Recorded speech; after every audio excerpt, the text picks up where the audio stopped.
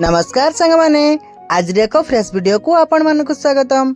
आज आम ये वीडियो साहाय्य एक प्रबंधटीए लिखा जोटा कि एक ऐतिहासिक दिवस अटे जहाँ को कहा जाए हिरोशिमा दिवस। आमे माने जानिचंती हिरोशिमा एक प्रसिद्ध जगह जो एक परमाणु बम पड़ता युद्ध समय रे जहाँ जापान में अवस्थित।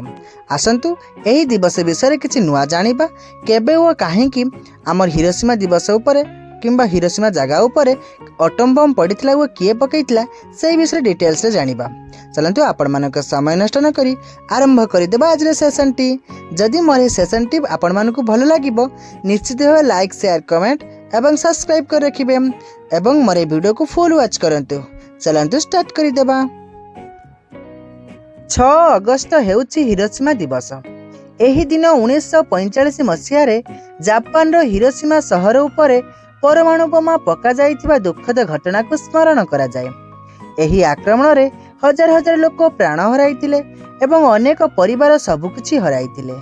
हिरोशिमा दिवस आमको युद्धर भयावह परिमाण बुझाई शांति मानविकता सहानुभूति और विश्व भातृत्वर वार्ता देइथाए। प्रति वर्ष 6 अगस्त दिन हिरोशिमा दिवस पालन करा जाए। 1945 मसीह द्वितीय विश्वयुद्ध समय हिरोशिमा शहर उपरे परमाणु बोमा विस्फोरण घटिथिला। एही इतिहासर सबुठारु विनाशकारी घटना मानक मध्यरु गोटिए।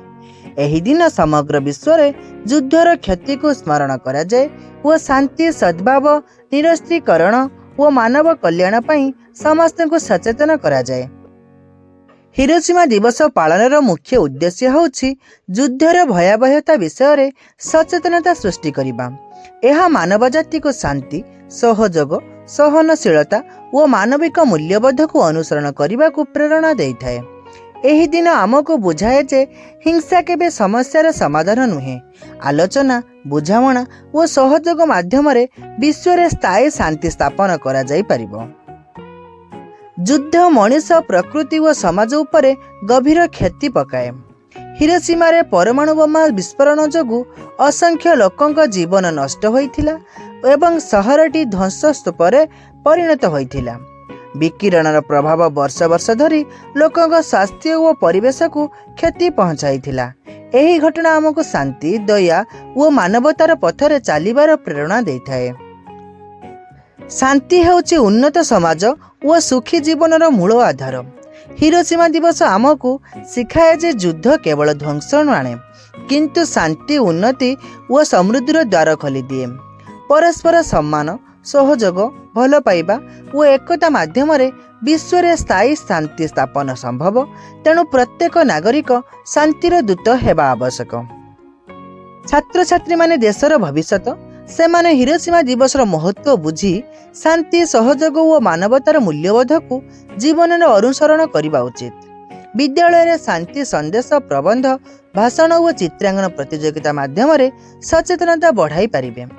छात्र छात्री सकारात्मक चिंताधारा एवं शांतिपूर्ण विश्व गठन रे सहायक हेबो। आजिर विश्व रे हिरोशिमा दिवसर महत्व अत्यंत अधिक। विभिन्न देश मध्य शांति सहयोग और परस्पर सम्मान बजाय रखिबा अत्यावश्यक।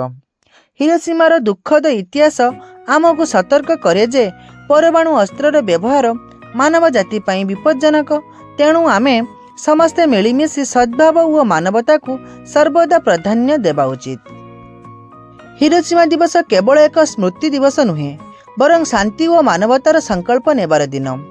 यह आमको शिखाए जे युद्ध नुहे शांति ही मानव जातिर प्रकृत शक्ति।